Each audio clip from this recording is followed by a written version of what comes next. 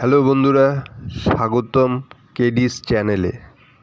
আজ আমি সুব্রত স্যারের সাথে গিয়েছিলাম কল্যাণী ৬৪ গ্রামের অধীনে একটা একদম অপরিচিত লুকানো ঘাটে। এই ঘাটটা এতটাই নির্জন যে মনে হয় এখনও তার আদিম কুমারিত্ব ধরে আছে। গঙ্গা এখানে বিশাল, গভীর আর প্রাকৃতিক পরিবেশে বেশ মনোরম। ঠান্ডা বাতাস যেন শিহরণ জাগায় এখানে। এই ঘাটের লোকেশন বলতে গেলে কল্যাণী ৬৪ আসার পথে প্রথম যে সাঁকুটি পড়ে সেই সাঁকুটি ধরে নাক বরাবর রাস্তা ধরে এগোলেই এই ঘাটটি পড়ে।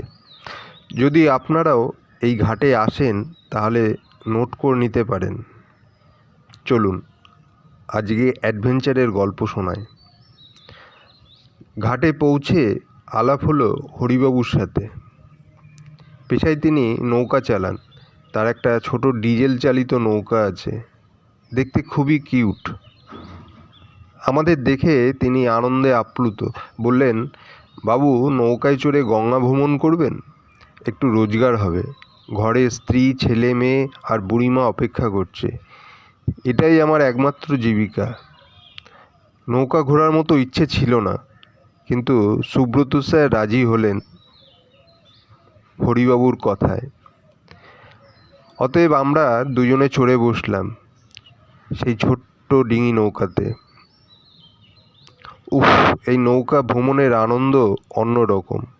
চোখের সামনে যত দূর যায় জল আর আকাশের দিগন্ত। মনটা যেন হাঁপ ছেড়ে নতুন করে তাজা হয়ে গেল। হরিবাবু নৌকা চালিয়ে আমাদের নিয়ে ঘুরতে লাগলেন।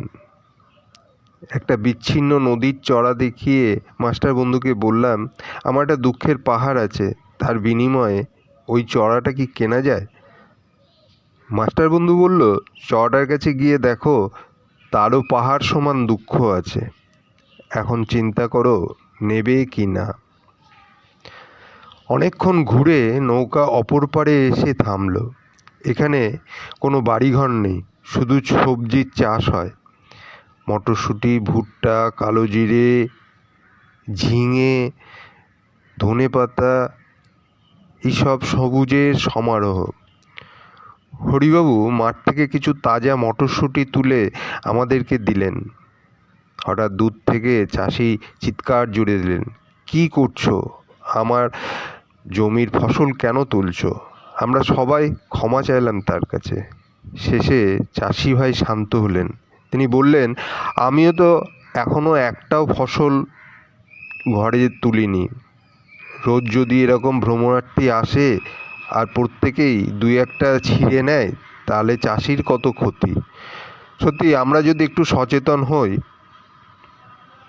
পথে হরিবাবুর সাথে অনেক গল্প হলো। তার বাড়ি কুন্তি ঘাটে। প্রতিদিন সকালে এই ঘাটে এসে যাত্রীদের জন্য অপেক্ষা করেন। একটা পা তার ছোট, তাই চলতে অসুবিধা হয়। বললেন, হ্যান্ডিক্যাপ কার্ড থাকলে ভালো হতো। হরিবাবু মানুষটা এত সহজ সরল, এত সৎ, খুব ভালো লাগলো। ফেরার সময় আমাদের নগদ পয়সার সমস্যা হলো। তিনি নির্দ্বিধায় বললেন, পয়সা পরে কখন এলে দেবেন। এক কথায় হরিবাবুকে আমাদের হৃদয় জয় করে নিয়েছেন। এখানে তার ফোন নাম্বার দিচ্ছি, যদি আপনারাও এই নৌকা ভ্রমণে আসতে চান যোগাযোগ করে নেবেন।